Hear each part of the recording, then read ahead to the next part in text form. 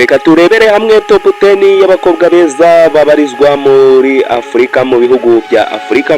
Turaza guhera ku mwanya wa 10 tumanuka tugera ku wa mbere. Ku mwanya wa mbere tuhasanga umukobwa mwiza cyane, ni umukobwa w'u Burundi uteye ubwuzu.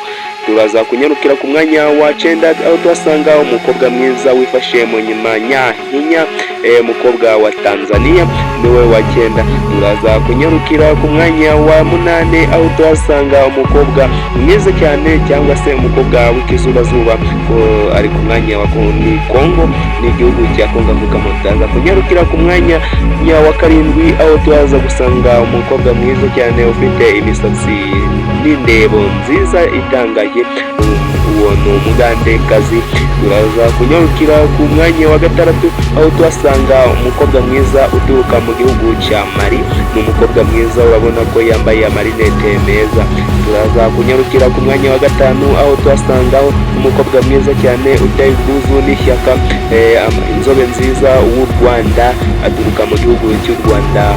Turaza kunyarukira ku mwanya wa 4 aho tuhasanga umukobwa mwiza, umukobwa umeze nk'inyambo, akaba aturuka mu gihugu cya Egypte, umukobwa mwiza cyane, ndagira ngo nawe urimo kumureba cyane. Ni umukobwa aturuka mu Egypte, mu Misiri.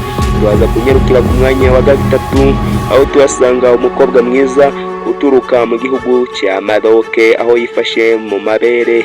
Turaza kunyarukira ku mwanya wa 2 aho turaza gusanga umukobwa mwiza ufite agacuma cyangwa se uri kumena amazi, ni umukobwa wa Nigeria.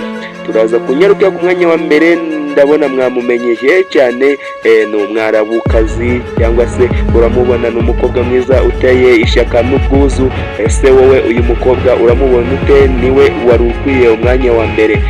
Ni umukobwa waturuka mu gihugu cya Tunisia, akaba ari we wegukanye umwanya wa 1 w'aba top 10 b'abakobwa beza muri Afurika. Turakwibutsa gukanda subscribe ugasharinga ino video. Nje nyita Disboy wa Rwanda, studio ni Urumuri TV magana.